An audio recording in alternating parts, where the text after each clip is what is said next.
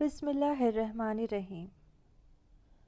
मैं सऊदी अरब के एक जेल में पुलिस ऑफिसर था, जहां एक अरबी प्रेग्नेंट खातून आई, जिस पर उसके शौहर ने इल्ज़ाम लगाया कि मेरी बीवी बदकार है, इसके पेट में मेरा बच्चा नहीं है।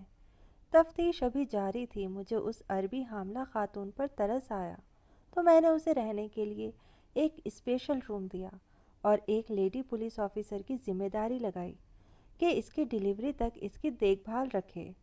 जब 9 माह पूरे हुए तो दाई उस हामला खातून का चेकअप करने आई, तो उस खातून ने कहा कि मैं 9 माह का नहीं बल्कि पूरे 13 माह का बच्चा पैदा करती हूँ, जिसकी बात सुनकर सब हैरान हो गए। जब 13 माह पूरे हो गए तो उस अरबी खातून ने एक ऐसी चीज़ का बच्चा पैदा किया जिसे देखकर हमारे पांव तले से ज़मीन ही निकल गई, क्योंकि वो बच्चा तो मैंने बीए के इम्तिहान देकर एक जॉब ढूंढनी शुरू कर दी थी, क्योंकि मेरे अब्बू बहुत बीमार रहने लगे थे। उनसे काम नहीं होता था। मेरे अब्बू मोटर मैकेनिक थे। उन्होंने सारी उम्र इतना ही कमाया था कि हमारा बामुश्किल गुजारा होता था। मैं अब्बू की पहली औलाद था और मेरे बाद अब्बू की 4 बेटियों की जिम्मेदारी थी। अब्बू चाहते थे कि मैं भी उनके साथ वर्कशॉप पर जाकर काम करूं, मगर मुझे ज़ाती तौर पर यह काम पसंद नहीं था, क्योंकि इस काम ने मेरे अब्बू को बहुत थका दिया था, उन्हें जल्दी बूढ़ा कर दिया था। इसीलिए मैं पढ़ता गया और ट्यूशन पढ़ा पढ़ा कर मैंने बीए तक तालीम हासिल कर ली थी। अब मैं अच्छी सी जॉब ढूंढने के लिए निकल पड़ा था, ऐसी जॉब जो रातों रात हमारे हालात बदल दे। मगर अकल तो मेरी अब ठिकाने आई थी जब मैंने बड़ी बड़ी डिग्री वालों को जॉब इंटरव्यू के लिए लाइन में लगे देखा था। सबके लबों पर बस यही शिकवा था कि जॉब मेरिट पर नहीं बल्कि सिफारिश पर मिलती है। 1 साल तक मैं धक्के खाता रहा। मेरा तो इस सिस्टम से दिल ही उचाट हो गया था। एक मोटर मैकेनिक के बेटे की सिफारिश भला कौन करता। खैर, फिर यूं हुआ, अब्बू मेरी तरक्की देखे बिना ही इस दुनिया से चले गए। अब तो मेरी रातों की नींद ही हराम हो गई थी। एक बेवा माँ और 4 जवान बहनों का साथ। मुझे समझ नहीं आता था कि अब मैं क्या करूं। खैर, कहते हैं ना, अल्लाह बेहतरीन फ़ैसले करने वाला है। एक दिन अम्मी मेरे पास आई और कहने लगी, हमीद, तुम्हारे पास पासपोर्ट है? मैं अम्मी की बात सुनकर हैरान हो गया और बोला, क्यों अम्मी, खैरियत तो है? अम्मी बोली, मैंने अपनी खाला के बेटे से जिक्र किया था कि वो तुम्हें अच्छी सी नौकरी दिलवा दे। तो वो कहने लगा, बाजी, इस मुल्क में कुछ नहीं रखा। अगर आप में इतना हौसला है कि आप अपने बेटे की जुदाई बर्दाश्त कर सकें और उसे मुल्क से बाहर भेज सकें, तो मैं उसे अपने दोस्त के पास सऊदी अरब भेज दूंगा। आपकी तकदीर बदल जाएगी। बेटा, मैंने उसे हामी भर दी, क्योंकि बाप तो तुम्हारा अब इस दुनिया में नहीं रहा। अब अपनी बहनों की शादियां तुम्हें ही करनी है। मुझे यकीन है कि सऊदी अरब जाकर तुम अच्छा कमाने लगोगे। मैं अम्मी की बात सुनकर पुरजोश हो गया था। मैं बोला, अम्मी, अगर मेरा वीज़ा लग जाए तो मुझे और क्या चाहिए। अम्मी मुझे ढेरों दुआएं देने लगी थी। फिर अल्लाह के करम से सब कुछ झटपट हो गया। मेरा वीज़ा इतनी जल्दी आ गया था कि मुझे उम्मीद भी नहीं थी। अल्लाह का नाम लेकर मैं मुल्क से बाहर चला गया। मैं समझा था कि सऊदी जाते ही मेरा काम लग जाएगा, मगर ऐसा नहीं था। यहाँ आकर मुझे काम ढूंढने में मुश्किल हो रही थी। मैंने अम्मी को फ़ोन करके हालात से आगाह किया, तो अम्मी भी बहुत परेशान हो गई। वो मेरे लिए दुआएं करने लगी थी। वो बोली, हमीद, तुम फिक्र मत करो, मैं अपनी खाला के बेटे शगूर से बात करूँगी। मैं ज़रा मुतमईन हो गया था। अगले ही दिन मुझे भाई शगूर का फ़ोन आ गया था। वो कहने लगे, मैंने तुम्हारी बात अपने दोस्त से की है, वो तुम्हें बहुत अच्छी जॉब दिलवा देंगे। मैंने उनका शुक्रिया अदा किया और फ़ोन बंद कर दिया। भाई शगूर का दोस्त एक अच्छा इंसान था। मैं जब से सऊदी आया था तो उन्हीं के पास रह रहा था। थोड़ी देर बाद वो मेरे पास आया और कहने लगा, हमीद, आज मैं तुम्हें अपने अरबी मालिक के पास लेकर जाऊंगा। मैंने उसके सामने तुम्हारी खूब तारीफ़ की। मुझे उम्मीद है कि वो तुम्हें कोई अच्छा सा काम देंगे। फिर कहने लगा, तुम जानते हो ना, अरबी लोग उसूलों के बहुत पक्के होते हैं, तो तुम उनके साथ किसी भी किस्म की कोई हेर फेर करने की कोशिश भी मत करना। मैं बोला, भाई साहब, आप इस बात की फ़िक्र ही ना करें। अल्लाह का शुक्र है, मेरी तरबियत बहुत अच्छी हुई है, मुझ में ऐसी कोई बुराई नहीं है। वो मुस्कुराने लगे और बोले, चलो मेरे साथ। हम दोनों एक टैक्सी में बैठकर एक बहुत बड़ी इमारत तक जा पहुँचे थे। फिर वो मुझे अपने साथ अंदर ले गए। वहाँ एक बहुत रोब वाला अरबी मर्द मौजूद था। उसकी उम्र कुछ 50-55 बरस होगी, मगर उसने खुद को बहुत फिट रखा हुआ था। उसने शगूर भाई के दोस्त से कहा, अब आप चले जाएं, मैं इस लड़के को काम भी दे दूंगा और रहने के लिए जगह भी दे दूंगा। सज्जाद भाई उस अरबी का शुक्रिया अदा करके चले गए थे। उनके जाने के बाद वो अरबी मेरा इंटरव्यू लेने लगा था और फिर उसने मेरे दस्तावेज़ देखे तो कहने लगा, मैं तुम्हें यहाँ पर एक सरकारी जॉब दूंगा। सरकारी जॉब का सुनकर तो मैं बेइंतहा खुश हो गया था, क्योंकि इसमें सरकार की तरफ से बहुत सहूलतें भी मिलती हैं। खैर, वो अरबी कहने लगा, मैं तुम्हें पुलिस में भर्ती करवा देता हूँ। ये बात सुनकर तो मैं बहुत खुश हो गया था। मैं बोला, आपका एहसान होगा मुझ पर। वो कहने लगा, पुलिस में भर्ती होना कोई आसान काम नहीं है। बहुत मेहनत करनी पड़ती है, बहुत से मुकाबलों में हिस्सा लेना पड़ता है, दौड़ वगैरह के इम्तिहान से भी गुजरना पड़ता है। मगर मुझे तुम्हें देखकर लगता है तुम कुछ कर दिखाने के काबिल हो, इसीलिए मैं तुम्हें मुश्किल दौर से नहीं गुजारूंगा। तुम ये समझो, कल से तुम्हारी जॉब शुरू है। फिर मुझे अरबी मालिक ने एक पता दिया और बोले, तुम इस पते पर पहुंच जाना। फिर उन्होंने एक इंटरकॉम का बटन दबाया और एक मुलाजिम से कहा कि हमीद साहब का अच्छे से फ्लैट में रहने का इंतज़ाम करो। मैं बाहर जाने लगा तो उन्होंने मुझे फिर से आवाज़ दी और कहने लगे, मैंने तुम्हारी तनख्वाह तो बताई ही नहीं। मैं तुम्हें महीने का 30,000 रियाल दिया करूँगा। इतनी ज़्यादा रकम सुनकर तो मेरी आंखें खुली की खुली रह गई थी। मैं बहुत खुश हो गया था। फिर मुलाजिम मुझे एक फ़्लैट में ले गया था जहाँ पर और भी बहुत सारे लड़के ठहरे हुए थे। अलबत्ता सबके कमरे अलग अलग थे। मैंने अम्मी को कॉल करके बताया कि सऊदीया में मेरी सरकारी जॉब लग गई है। अम्मी की खुशी का तो कोई ठिकाना ही नहीं था। मैं बोला, अम्मी, आप मेरी हर तनख्वाह से मेरी बहनों का जहेज़ बनाती रहिएगा। मैं चाहता हूँ मेरी बहनों को किसी किस्म की कोई कमी ना हो। अम्मी बेइंतहा खुश थी, मुझे बहुत दुआएं देती रहीं। अम्मी का फ़ोन बंद करके मैंने सोचा कि भाई शगूर का शुक्रिया अदा करूं। अगर वो मेरी मदद ना करते तो आज मैं अपने मुल्क में धक्के खा रहा होता। मैंने उन्हें फ़ोन किया और बोला, आपका बहुत बहुत शुक्रिया। आपकी वजह से आज मुझे बहुत अच्छी जॉब मिल गई है। अल्लाह आपको ढेरों खुशियाँ दे। मैंने भाई शकूर को बताया कि मुझे यहाँ पुलिस की नौकरी मिल गई है और तनख्वाह भी बहुत अच्छी है। उन्होंने मेरी बात सुनी और बोले, हमीद, सऊदीया में सरकारी जॉब मिलना इतना आसान नहीं है। मुझे तो दाल में कुछ काला लग रहा है। बेहतर यही है कि तुम वहाँ से भाग निकलो और वापस मेरे दोस्त के पास चले जाओ। वो किसी और जगह तुम्हारी नौकरी लगवा देगा, जहाँ तुम्हारी तनख्वाह तो इतनी ज़्यादा नहीं होगी, पर वहाँ तुम्हें किसी किस्म का कोई ख़तरा नहीं होगा। मैं हंस दिया और बोला, भाई शकूर, मैं पुलिस वाला बन गया हूँ, अब मुझे किसी किस्म का कोई ख़तरा नहीं है। भाई शकूर ने मुझे बहुत समझाने की कोशिश की, पर मैंने ये बहाना बनाकर फ़ोन बंद कर दिया कि मुझे तो आपकी आवाज़ ही नहीं आ रही है।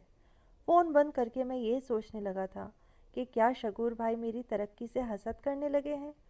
उनके तो जहन में भी नहीं होगा कि मुझे इतनी अच्छी जॉब मिल जाएगी। खैर, मैं बहुत खुश था। अगली सुबह मैं पुलिस की वर्दी पहनकर तैयार हो गया। मुझे लेने एक गाड़ी आई थी। मुझे थाने पहुंचा दिया गया था। मुझे तो अपनी किस्मत पर रश्क आ रहा था। खैर, ये एक छोटा सा थाना था। मेरा मालिक मुझे उस जेल में मिला था। कहने लगा, मुझे सरकार ने इस शहर के तमाम जेलों की निगरानी सौंपी हुई है। मैं बोला, ये जेल इतनी छोटी क्यों है? हमारे मुल्क में तो जेलें बहुत बड़ी बड़ी होती हैं। मेरा मालिक हंस दिया और कहने लगा, क्योंकि तुम्हारे मुल्क में जुर्म ज़्यादा होते हैं, यहाँ पर ये ना के बराबर हैं, इसीलिए हम ज़्यादा बड़ी जेलें नहीं बनाते। फिर मेरा मालिक कहने लगा, ये जनाना जेल है, इसमें वो औरतें आती हैं जिन्होंने जुर्म किए होते हैं। हमारे यहाँ औरतों से ज़्यादा बात करना अच्छा नहीं समझा जाता, इसीलिए एक जेलर की हैसियत से तुम्हारी ये ड्यूटी है कि तुम इन औरतों पर पूरी पूरी निगरानी करो और अपने बाकी के पुलिस वालों को भी इनसे बातचीत करने से मना करते रहो। मैं सारी बात समझ चुका था। मेरा अरबी मालिक मुझे हिदायत देकर चला गया था। मैं अपने ऑफिस में आकर बैठ गया था। ये जेल ज़्यादा बड़ी नहीं थी, ना इसमें बहुत ज़्यादा कमरे थे। पुलिस वालों की तादाद भी बस मुनासिब सी ही थी। फिर मैं जेल के राउंड पर निकल गया तो पता चला जेल में गिनती की चंद औरतें ही बंद है। मैं इस मुल्क से बहुत मुतासिर था। मैंने सोचा, यहाँ लोग किस कदर खुशहाल होंगे, तभी तो जुर्म करने की नौबत ही ना आती होगी। खैर, मेरी जॉब का दूसरा दिन था। جب ایک عربی مرد اپنے ساتھ ایک عورت کو گھسیٹتا ہوا لایا تھا۔ وہ عربی زبان میں کچھ تیز تیز بول رہا تھا، جبکہ اس کے ساتھ جو عورت آئی تھی وہ مکمل طور پر پردے میں تھی، مگر مجھے اس کا خوف اس کی آنکھوں سے صاف نظر آ رہا تھا۔ میں نے ایک عربی پولیس والے کو بلایا جو تھوڑی بہت اردو بھی جانتا تھا۔ میں بولا، اس عربی مرد سے پتہ کرو کہ ماجرا کیا ہے۔ وہ عربی مرد بہت غصے میں تھا۔ مجھے اس کی اکا دکا باتیں ہی سمجھ آئی تھی، کیونکہ عربی زبان پر ابھی تک میری پکڑ اچھی نہیں ہوئی تھی۔ مجھے اس عربی پولیس والے نے ٹوٹی پھوٹی اردو میں بتایا کہ یہ مرد اپنی بیوی پر پرچہ کٹوانا چاہتا ہے، کہ اس کی بیوی نے اس کے ساتھ بے وفائی کی ہے، بلکہ گناہ کیا ہے۔ یہ کسی اور مرد سے حاملہ ہو گئی تھی، اسی لیے یہ اپنی بیوی کو بھی ساتھ لایا ہے تاکہ اسے جیل میں بند کر دیا جائے۔ میں نے پولیس والے کو سائٹ پر بلایا کہ ایسی صورتحال میں تمہارے ملک کا قانون کیا کہتا ہے؟ کیا عورت کو قید کر لیا جاتا ہے یا یہ کہہ کر چھوڑ دیا جاتا ہے کہ یہ میاں بیوی کا نجی معاملہ ہے؟ پولیس والا کہنے لگا، صاحب، ہمارے ملک میں یہ بہت گھناؤنا جرم سمجھا جاتا ہے، اور اس طرح کا جرم کرنے والی عورت ہمارے ملک میں عمر بھر جیل میں سڑتی ہے۔ میں بولا، اچھا، پھر اس عورت کو گرفتار کر کے سلاخوں کے پیچھے بند کر دیا جاتا ہے۔ وہ عورت روتی رہی، ہاتھ جوڑ جوڑ کر کہتی رہی کہ میں بے قصور ہوں۔ خیر، میں نے اس آدمی کو یقین دلایا کہ آپ کے ساتھ مکمل انصاف کیا جائے گا اور مجرم کو اس کے کیے کی پوری سزا ملے گی۔ وہ آدمی میرا شکریہ ادا کرتا ہوا چلا گیا۔ میں اپنے آفس میں ایک دم تنہا بیٹھا رہ گیا، اور میں یہ سوچنے پر مجبور ہو چکا تھا کہ میرے عربی مالک نے مجھے جاب دینے سے پہلے مجھے یہاں کا قانون کیوں نہیں سکھایا۔ یہ بات بہت عجیب تھی کہ ایک انسان جس کو قانون کی الف بے بھی معلوم نہ ہو، اس کو پولیس کی جاب دے دی جائے۔ اب میں یہ سوچنے پر مجبور تھا کہ یہ سب میری والدہ کی دعاؤں کی وجہ سے ہوا تھا۔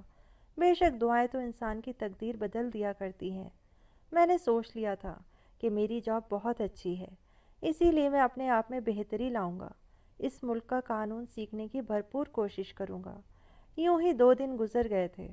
وہ نئی عربی آنے والی عورت سارا دن روتی رہتی تھی، جبکہ میں نے باقی قیدی عورتوں کو کبھی بھی روتے ہوئے نہیں دیکھا تھا۔ اس عورت کی آہیں مجھے بے چین کر دیا کرتی تھی۔ ہمیں یوں تو قیدی عورتوں سے زیادہ بات چیت کی اجازت نہیں تھی، مگر میں نے سوچا کہ یہ نئی قیدی عورت تو پریگننٹ بھی ہے، کہیں اس کی طبیعت تو خراب نہیں ہو گئی۔ اسی لیے میں اس کے پاس چلا گیا۔ میں بولا، کیا بات ہے، تم یوں رو کیوں رہی ہو؟ وہ کہنے لگی، میں بے قصور ہوں۔ میں نے کہا، اس کا فیصلہ تو بعد میں ہی ہو جائے گا، ابھی کے لیے رونا دھونا بند کر دو۔ پھر وہ کہنے لگی، میرا اس کمرے میں دم گھٹتا ہے، میں حاملہ ہوں، اسی لیے مہربانی فرما کر مجھے ہوادار کمرہ دے دیں۔ میں نے کہا، ٹھیک ہے، تمہارا یہ کام ہو جائے گا۔ میں نے لیڈی پولیس آفیسر سے کہا کہ اس قیدی عورت کو کھڑکی والا کمرہ دے دو، یہ امید سے ہے، اور اس کا پورا خیال رکھنا، یہ تمہاری ذمہ داری ہے۔ جیل میں میرا اچھا وقت گزر جاتا تھا، یہاں زیادہ کام تو نہیں ہوتا تھا۔ میں اپنے آفس میں بیٹھ کر زیادہ تر موبائل ہی چلایا کرتا تھا۔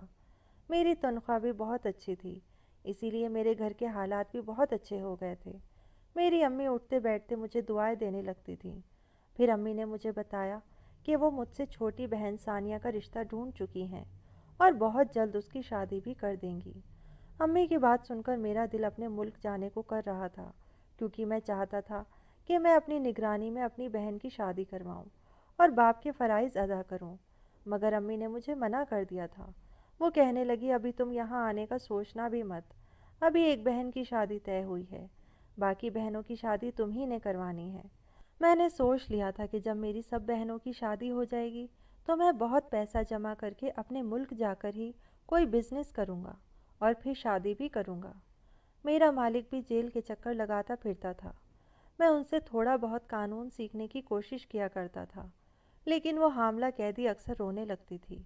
میں جب اس کے پاس جاتا تو وہ کہتی کہ پریگننسی کی وجہ سے میری طبیعت بہت عجیب ہو گئی ہے، اسی لیے میرے لیے دائی بلوا دو۔ میں بولا، جیل میں دائی بلوانے کی اجازت نہیں ہے۔ وہ کہنے لگی، تمہیں خدا کا واسطہ ہے، میری مدد کر دو۔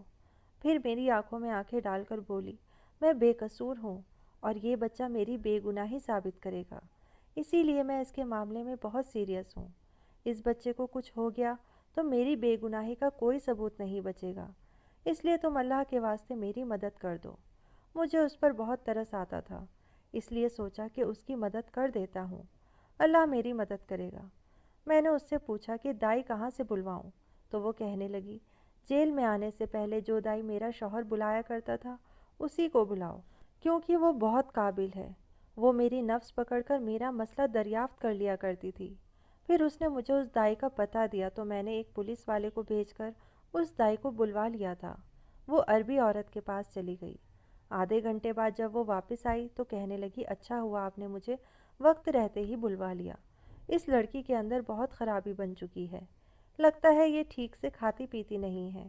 اب مجھے اس کا خیال رکھنے کے لیے اکثر آنا پڑے گا، نہیں تو اس کی جان کو بھی خطرہ ہو سکتا ہے اور اس کے بچے کو بھی خطرہ ہے۔ میں نے سر ہلا دیا تھا۔ میں بولا، ہاں ہاں تم آ جایا کرنا۔ دراصل میری بھی یہی خواہش تھی کہ یہ لڑکی اپنی بے گناہی ثابت کر دے، کیونکہ اس کی آنکھوں میں مجھے بہت بے بسی نظر آتی تھی۔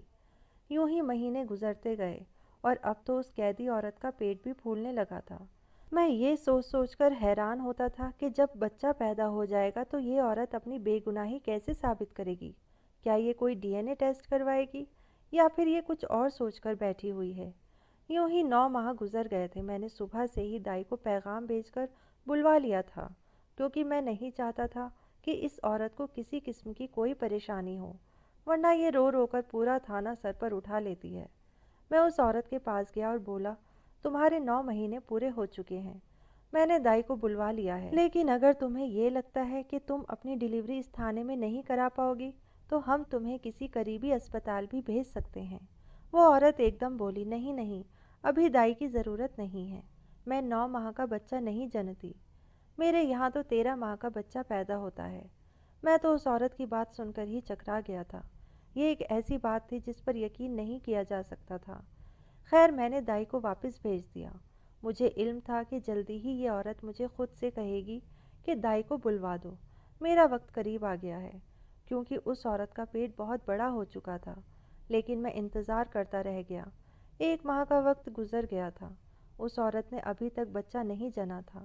اب تو مجھے بھی تجسس ہونے لگا تھا کہ یہ جو لڑکی کہہ رہی ہے کیا وہ سچ ہے؟ اس کے پیچھے کیا حقیقت ہو سکتی ہے؟ دائی بھی اس عورت کا چیک اپ کرنے کے لیے آتی رہتی تھی۔ ایک دن میں نے اس عربی دائی کو آفس میں بلایا تھا۔ اب میں عربی بھی سیکھ چکا تھا، اسی لیے مجھے اس سے بات کرنے میں کسی قسم کی کوئی دقت نہیں ہوئی تھی۔ میں کہنے لگا، اس قیدی خاتون کا کیا قصہ ہے؟ اس نے ابھی تک بچہ کیوں نہیں جنا؟ اس دائی نے ادھر ادھر دیکھ کر مجھ سے بڑی رازداری سے بات کی تھی۔ کہنے لگی، جیلر صاحب، میں نے تو آج تک ایسا کیس اپنی زندگی میں کبھی نہیں دیکھا۔ مجھے تو خود سمجھ نہیں آ رہا کہ اس عورت کے پاس ابھی تک بچہ پیدا ہونے کے آثار نظر کیوں نہیں آ رہے۔ میں بولا، کہیں اس کا بچہ پیٹ میں ہی تو ختم نہیں ہو گیا؟ وہ بولی، نہیں نہیں، ایسا بالکل بھی نہیں ہے، اس عورت کا بچہ بالکل ٹھیک ٹھاک ہے، پیٹ میں حرکت بھی کرتا ہے۔ میں بولا، پھر یہ سب کیا ہے؟ وہ دائی کہنے لگی، اس عورت نے اپنے منہ سے کہا ہے کہ وہ 13 ماہ کا بچہ جنتی ہے، تو پھر ایسا ہی ہوگا جیسا وہ کہہ رہی ہے۔ مجھے تو اس مقرر وقت کا بڑی بے صبری سے انتظار تھا، دیکھے کیا ہوتا ہے۔ وہ دائی بڑی تجربے کار لگتی تھی۔ میں بولا، چلو ٹھیک ہے، تم یہاں سے چلی جاؤ۔ وہ چلی گئی تو میں بھی عجیب و غریب اس کیس کے متعلق سوچنے لگا تھا۔ میں یہ بات سوچ کر بہت محدود ہوتا تھا کہ میں اب اپنے بڑھاپے میں لوگوں کو یہ قصہ سنایا کروں گا۔ یوں ہی 13 ماہ گزر گئے تھے۔ وہ قیدی عورت صبح صبح ہی مجھ سے کہنے لگی، آج دائی کو بلوا دیجیے گا، میرے یہاں بچے کی توقع ہے۔ میں بولا، ٹھیک ہے، میں بلا دیتا ہوں۔ میں دل ہی دل میں یہ سوچ رہا تھا کہ یہ عورت تو اپنی بات کی بالکل پکی نکلی۔ اب مجھے آگے بہت تجسس تھا کہ اس کے یہاں بچہ کیسے پیدا ہوگا اور پھر وہ کیسے اپنی بے گناہی ثابت کرے گی۔ یہ کیس دن بدن بہت دلچسپ ہوتا جا رہا تھا۔ دائی کو بلایا گیا تھا اور پھر کمرے سے بہت دردناک آوازیں آ رہی تھیں۔ ہم نے مکمل پردے کا انتظام بھی کیا ہوا تھا۔ یہ عمل کئی گھنٹے چلتا رہا تھا۔ مجھے فکر ہونے لگی تھی کہ یہ عورت کہیں مر ہی نہ جائے، اور تب کہیں جا کر دائی باہر نکلی تھی۔ وہ بہت زیادہ خوف زدہ لگ رہی تھی۔ میں بولا، ماں اور بچہ ٹھیک تو ہے نا؟ دائی بولی، ہاں ہاں، دونوں ٹھیک ہیں، مگر اب مجھے یہاں سے جانے کی اجازت دے دو، میں یہاں مزید نہیں رکنا چاہتی۔ میں بولا، کیوں، ایسا بھی کیا ہو گیا ہے؟ وہ کہنے لگی، اس قیدی عورت نے جس چیز کو جنا ہے اس کو دیکھ کر میرے رونگٹے کھڑے ہو گئے۔ اس کی طرف مت جانا، مجھے تو یہ عورت کوئی جادوگرنی لگتی ہے، جو بھی اس کے پاس گیا وہ اس کو بھی نقصان پہنچا دے گی۔ اتنا کہہ کر وہ دائی فرار ہو گئی تھی، جبکہ میں ہکا بکا رہ گیا تھا۔ میں ایک مرد تھا، اسی لیے مجھے ان جادو ٹونے جیسی کسی قسم کی بات پر کوئی اعتبار نہیں تھا۔ میں ان سب باتوں کو دقیانوسی سوچ قرار دیا کرتا تھا۔ اس قیدی عورت کے ارد گرد ابھی تک پردہ لگا ہوا تھا۔ میں نے پردے کے پیچھے سے ہی اس عورت کو پکارا تھا۔ میں بولا، کیا تمہاری طبیعت اب سنبھل گئی ہے؟ کیا پردہ ہٹا دیں؟ اس عورت نے بڑی دردناک آواز نکالی تھی۔ وہ کہنے لگی، آج رات مجھے اور میرے بچوں کو پرائیویسی چاہیے، آپ یہ پردہ پیچھے مت کریں۔ صبح جب میں اپنا بچہ آپ کے سامنے لاؤں گی تو آپ کو میری بے گناہی پر یقین آ جائے گا۔ میں بولا، چلو ٹھیک ہے، تمہاری یہ بات بھی مان لیتے ہیں۔ نہ جانے میں اس عورت کی تمام باتیں کیوں مان لیتا تھا۔ خیر، میری ڈیوٹی کا وقت ختم ہو چکا تھا۔ میں اپنے سبھی پولیس والوں کو کہہ کر آیا تھا کہ آج کی رات یہ پردہ پیچھے مت کرنا۔ وہ عورت ذات ہے، نہ جانے کس حال میں ہوگی، کیونکہ دائی نے بتایا تھا کہ اس کی ڈیلیوری میں بہت پریشانی آئی تھی۔ میں اپنے فلیٹ پر واپس آ گیا تھا۔ اسی دوران میری تینوں بہنوں کی شادی بھی ہو گئی تھی۔ اللہ کے کرم سے میں اس قابل تھا کہ اپنی بہنوں کو اچھا خاصا جہیز بھی دے سکتا تھا۔ امی مجھے بتا رہی تھی کہ تینوں بیٹیاں اپنے اپنے گھروں میں بہت خوش ہیں، ان کے شوہر بہت اچھے ہیں۔ امی کی باتیں سن کر میرا دل مطمئن ہو جایا کرتا تھا۔ میں یہ سوچ کر ہی مسکرا دیتا تھا کہ جب قیامت کے وقت میرا ابو کے ساتھ سامنا ہوگا تو وہ مجھے شاباشی دیں گے کہ میں نے اپنے فرض بہت اچھے طریقے سے نبھا دیے ہیں۔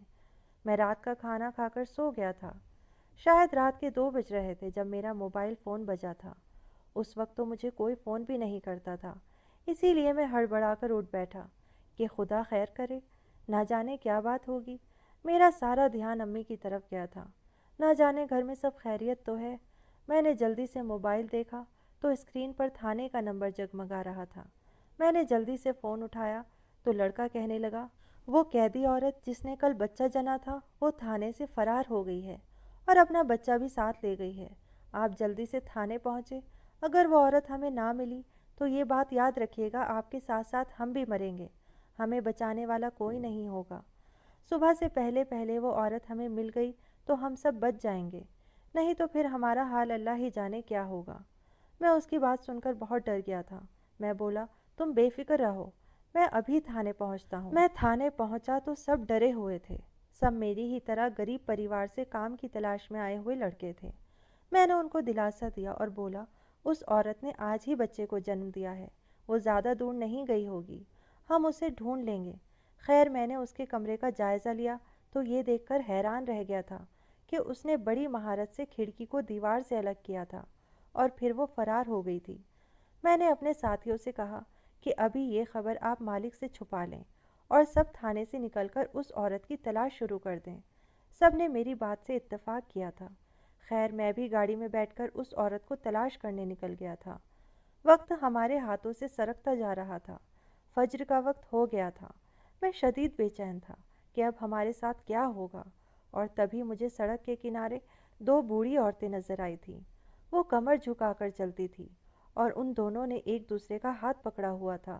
مجھے ان پر ترس آ گیا کہ وہ نہ جانے کون ہے اور کہاں جا رہی ہیں۔ سعودی میں یہ رواج تھا کہ ہر عمر کی عورت پردہ کرتی تھی۔ ان دونوں عورتوں کے چہرے بھی پردے میں چھپے ہوئے تھے۔ میں نے گاڑی ان کے سامنے روک دی اور کہنے لگا، آپ کہاں جا رہی ہیں؟ آ جائیں، میں آپ کو منزل تک پہنچا دوں۔ ان عورتوں نے انکار کر دیا۔ جب میں نے اصرار کیا تو ان میں سے ایک عورت نے آنکھ اٹھا کر دیکھا۔ یہ آنکھیں میں بہت اچھے طریقے سے پہچان سکتا تھا۔ میں جلدی سے گاڑی سے اترا اور پستول دکھا کر دونوں کو گاڑی میں بیٹھ جانے کو کہا۔ میں تھانے جانے لگا تو وہ عورت پھوٹ پھوٹ کر رونے لگی اور کہنے لگی، آپ پہلے میری بات تو سن لیں۔ میں نے گاڑی ایک ویرانے میں جا کر روک دی اور بولا، بتاؤ تم کون ہو اور تمہارا بچہ کہاں ہے؟ اس عورت نے روتے ہوئے اپنی گود سے کپڑا ہٹایا اور میرے سامنے کر دیا اور بولی، اس کو کھول کر دیکھ لو، اس میں ہے میرا بچہ۔ میں نے جلدی سے وہ کپڑا کھول کر دیکھا تو میری آنکھیں تو پھٹی کی پھٹی رہ گئیں۔ میں بولا، یہ کیا ہے؟ مجھے اپنی ساری حقیقت بتاؤ۔ وہ لڑکی کہنے لگی، ہم عربیوں میں یہ رواج ہے کہ ہم لڑکیوں کی شادیاں بہت کم عمر میں کر دیتے ہیں، بس لڑکا امیر ہونا چاہیے، پھر چاہے وہ لڑکا باپ کی عمر کا بھی ہو تو بھی کوئی اعتراض نہیں کیا جاتا۔ میری شادی بھی فقط 16 برس کی عمر میں کر دی گئی تھی۔ جس سے میری شادی ہوئی وہ آدمی بہت زیادہ امیر تھا، مگر اس کی عمر 55 سال کے لگ بھگ تھی۔ اس نے میرے باپ کو اس شادی کے لیے اچھا خاصا معاوضہ دیا تھا۔ وہ میرے ساتھ صرف 3 مہینے ہی خوش رہا اور پھر اس نے میری چھوٹی بہن کو دیکھ لیا تھا۔ وہ تو تھی بھی فقط 14 برس کی۔ وہ مجھ سے جان چھڑوا کر اس سے شادی کرنا چاہتا تھا، لیکن اگر وہ مجھے طلاق دیتا تو اس کی آدھی جائیداد میرے نام منتقل ہو جاتی اور طلاق کے بغیر وہ میری سگی بہن سے شادی نہیں کر سکتا تھا۔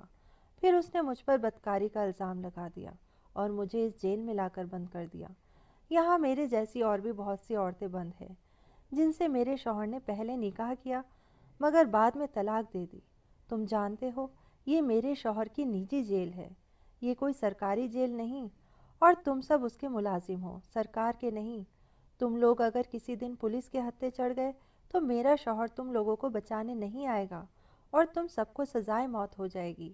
جب میں تھانے آئی تو میں حاملہ نہیں تھی، کیونکہ میرے شوہر نے صرف اپنی پہلی بیوی سے اولاد پیدا کی ہے، جبکہ ہم بعد میں بیائی جانے والی لڑکیاں تو اس کے لیے صرف تفریح کا سامان تھی۔ جب میں جیل میں آئی تو مجھے علم ہو گیا تھا کہ تم ایک معصوم انسان ہو، اسی لیے میں نے تمہیں اپنے گھر کا پتہ دیا اور کہا کہ جا کر دائی کو بلا لاؤ۔ وہ عورت جو میرے پاس آتی تھی وہ دائی نہیں، میری ماں تھی۔ میں اس سے وہ سارا سامان منگواتی تھی جس سے میں یہ کھڑکی کاٹ کر باہر نکل سکتی۔ میرا جو پیٹ بڑا ہو رہا تھا وہ صرف اس لیے کیونکہ میں اپنے پیٹ پر اوزار باندھ کر پھرتی تھی، اور میں نے 13 ماہ کی ڈیلیوری کا ناٹک بھی اسی لیے رچایا تھا کیونکہ کھڑکی ابھی ہم سے کٹی نہیں تھی۔ میں تھوڑا اور وقت اس کھڑکی پر صرف کرنا چاہتی تھی۔ جس دن میں نے تم سے کہا کہ میری ڈیلیوری کا وقت ہے، اس دن میں نے اور میری امی نے مل کر یہ کھڑکی کاٹی تھی۔ وہ دردناک چیخیں بھی میں جان بوجھ کر ہی نکال رہی تھی تاکہ تم لوگوں تک کھڑکی کاٹنے کی آواز نہ پہنچ سکے۔ اس عورت نے جو میرے سامنے کپڑا کیا تھا اس میں بچہ نہیں بلکہ اوزار تھے۔ میں نے اس لڑکی سے کہا کہ تم اب کیا کرو گی؟ تو وہ کہنے لگی تم مجھے سرکاری تھانے لے چلو، میں اپنے شوہر پر مقدمہ درج کروانا چاہتی ہوں۔ اس نے مقدمہ درج کروا دیا تھا۔ پولیس اس سے کہنے لگی کہ ہمیں اس جگہ پر لے چلو۔ میں نے اپنے ساتھیوں کو پہلے ہی فون کر دیا تھا کہ وہ وہاں سے فرار ہو جائیں۔